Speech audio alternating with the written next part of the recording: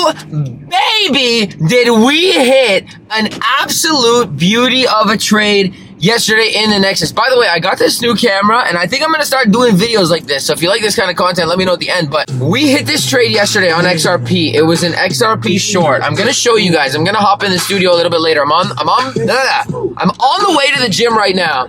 But we hit this trade, and it gave me this idea. Okay, it gave me this idea because we already knew the expectational order flow. Okay, I already knew where price was going. And then, as I always say, as I always advocate for, once you understand where the expectational order flow is, the game just becomes get the best risk reward possible, okay? I just ran a red light. So then I had an idea for this very video, and I want to start doing more videos like this. And I wanted to talk to you about how you probably are too not picky. Okay, you guys need to be way more picky with what you are taking and not taking in terms of your trades. The reason that I've had the success that I've had is because I'm very picky. Okay, a lot of people feel FOMO. I mean, we've talked about FOMO on the channel very extensively. A lot of people feel FOMO. Fine, whatever. But you need to wait for your exact setups, right? A few moments ago, I just said we knew what the expectational order flow was, and we knew that we wanted to get the best risk reward possible, okay? Now that remains true, but they also need to give me exactly what I want to do. You may have heard me say, indicators don't tell me what to do, I tell indicators what to do. And it's not because I'm being cocky or conceited or I'm the best or no. It's because unless price action does exactly what I want it to do, I don't take the trade. Yesterday, I also had a long on Ethereum that I didn't take. Okay, I didn't take the long. I knew the expectational order flow, and the way that the price action had developed, hopefully you don't fall, you're on a tripod, and okay, this is probably a pretty good setup right now. The way that the price action developed for the Ethereum long, I decided it was 50-50, and I didn't want to risk my capital on a setup that was 50-50, given the circumstances. You know, it was weekend volume, we just came out of holidays, and a lot of people this past week, right, today's Sunday, a lot of people this past week were still on holiday, so we didn't have full volume again. A lot of people are coming back tomorrow, well, Monday, I don't know when I'm going to upload this, but I didn't take the trade because it didn't do exactly what I wanted it to do. And yeah, you know what? Maybe I missed some trades because I'm stubborn like that, but my hit rate is there. And that's something that I wanted to talk about, because a lot of people are so caught up on getting the trade and whatever, and then they sacrifice things that they don't need to sacrifice, like risk to reward, or like taking a loss that is unnecessary, right? I know, man, listen, I've been there. Taking a trade because you think it's going one way and market cipher has a green dot, so you long it, but then it comes for the pullback, and then you're like, oh, maybe I was wrong, but in the end you were right, and you were just not confident with your setup.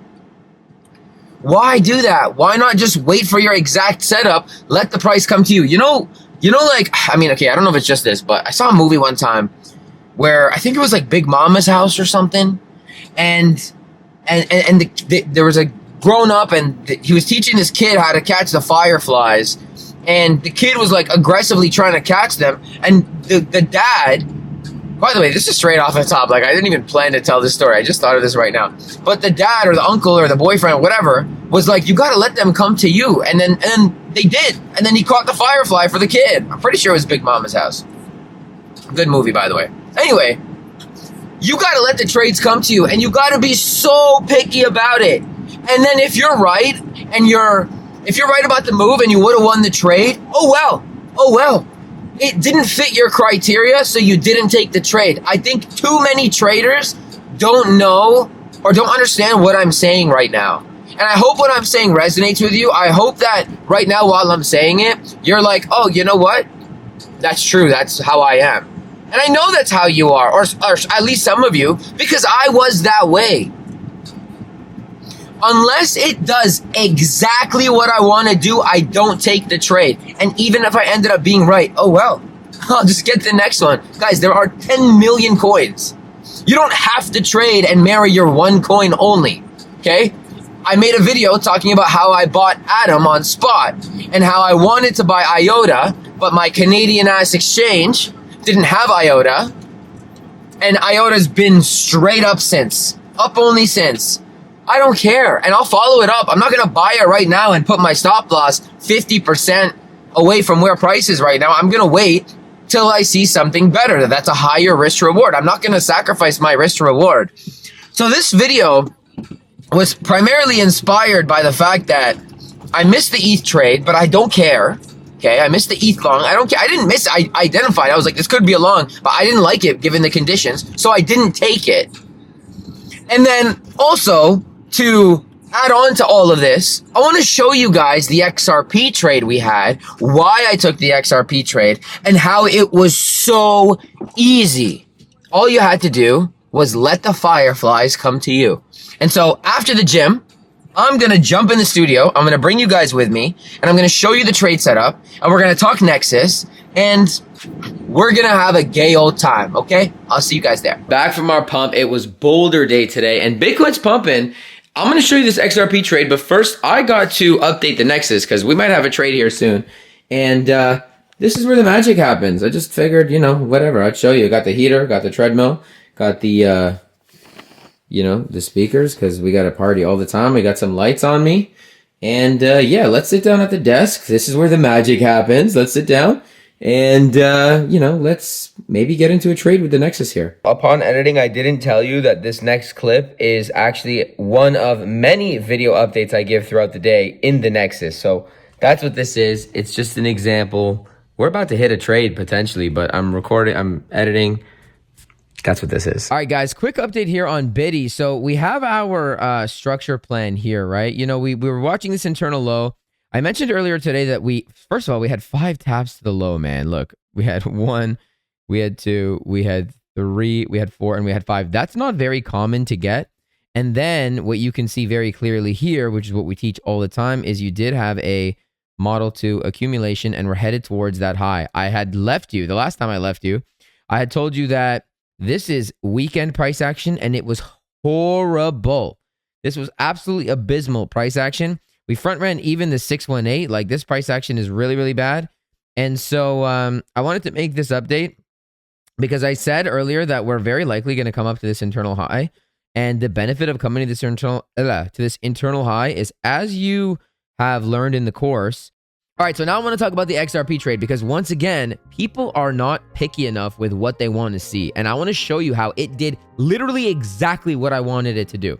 So yesterday at 6:34 p.m., I updated the Nexus. I said XRP hit the range high and flipped structure back into the range with a lot of liquidity below. We locally flipped fractal structure back to bearish. I am short, okay? At the time, this was the first original short that I had taken right up here, okay?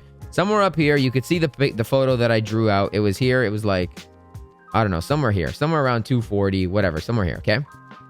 So I let them know that I was short. Beautiful. Whoever went short with me, great. I did say the only problem with XRP is Bitcoin. Bitcoin SFP'd the low and whatever. Bitcoin was doing some goofy price action as it is right now because it's the weekend, and that's typically what happens on weekends. That's why I refrain from trading on weekends. And I mean, with good reason, because it's still being goofy. And, you know, this is a good testament to how you need to be able to adjust to what the market is doing and what Bitcoin is doing. I always tell you guys, when you're trading these altcoins, you need to know what Bitcoin is doing. You have to understand it because, for the most part, Bitcoin will move the alts either up or down with it, at least to some degree, okay? So we were a little bit cautious. Fine, whatever. I gave a beautiful little mini lesson regarding the Nexus course, a good example of something that we taught in the course. So, you know, that's for the Nexus. And then I said, by the way, we're at a non-negotiable take profit line, which is this green line here down the center, okay? We had 2 take profit lines, which was this dotted green line, and then the final take profit, which was this complete range low, okay?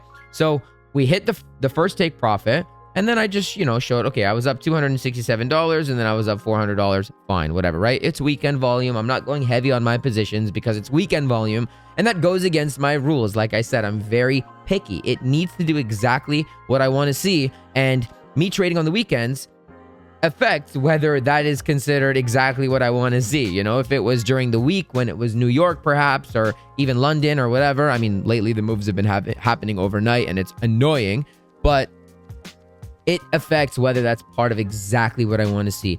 And then I updated the Nexus at 9:02 p.m. and I said XRP if we are lucky. Okay, I drew this exact photo and I didn't change this at all because I wanted it to be very clear as to what it is that I was looking for. And I want to go over how I found this zone, why I was looking at this zone, and why, once again, I was still looking to short it. Now, remember what I said earlier. We need to be careful with what XRP does because of what Bitcoin was doing. Bitcoin had an SFP of the low at the time.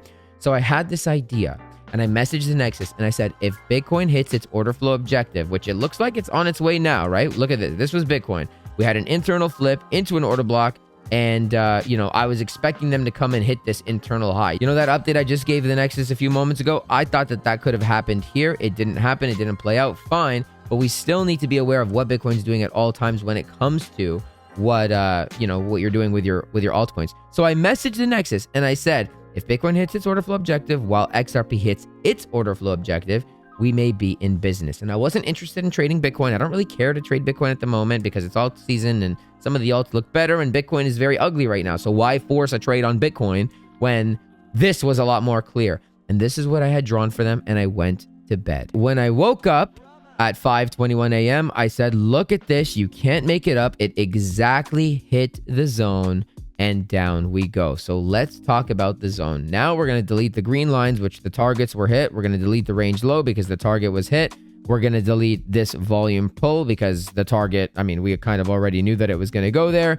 And let's break it down just to structure. Let's keep it very, very simple. Okay. You guys know my favorite thing in this world in trading is liquidity. Okay. What did we have here? We had equal lows. That's an easy target. We had all this liquidity being built up within the range. That's an easy target. So we're going to remove that because we knew that was the case.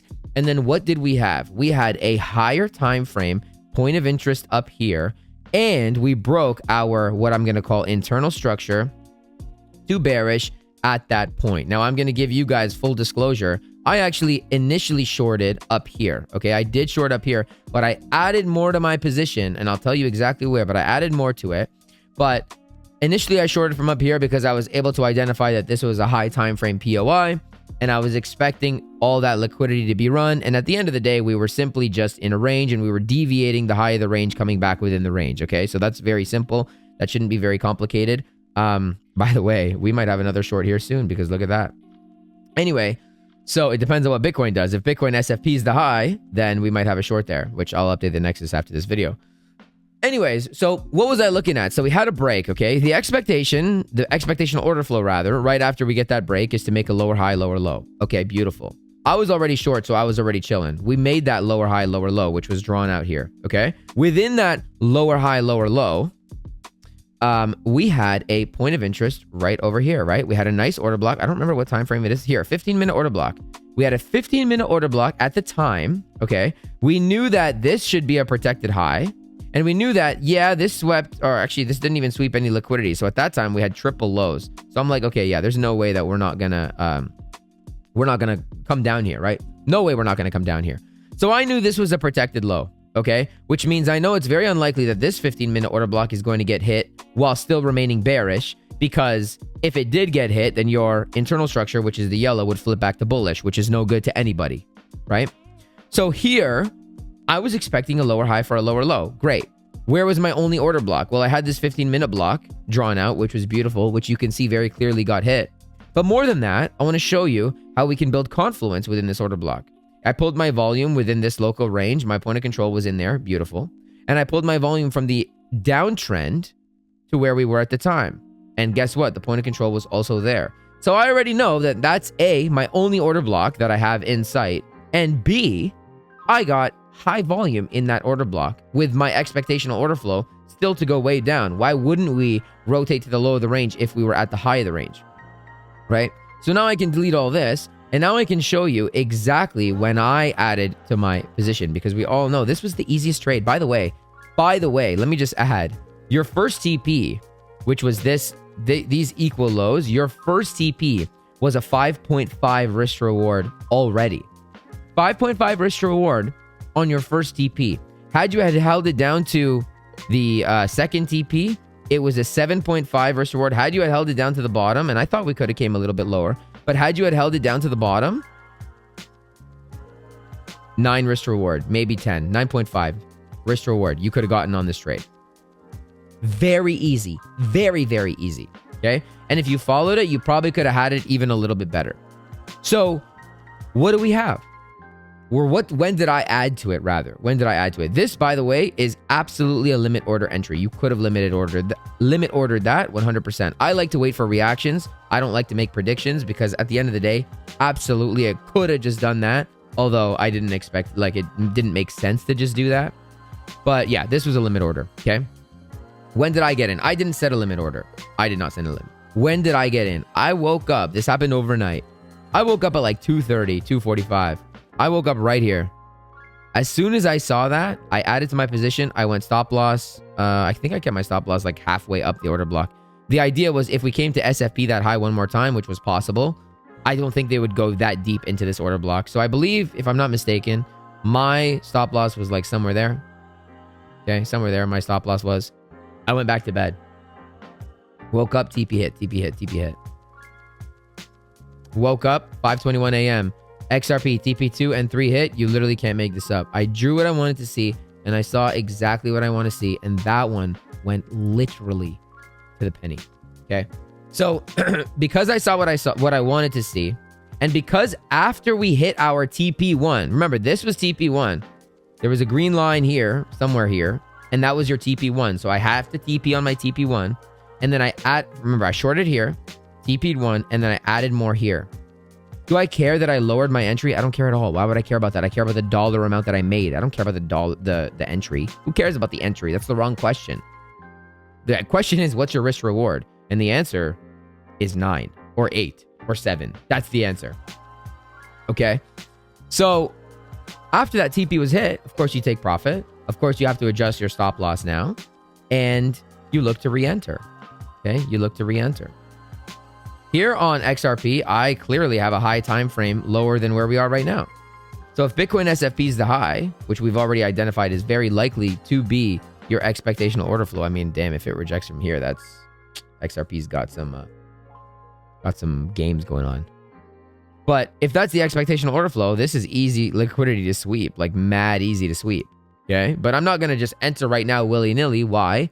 Because I'm gonna wait to see exactly what I want to see.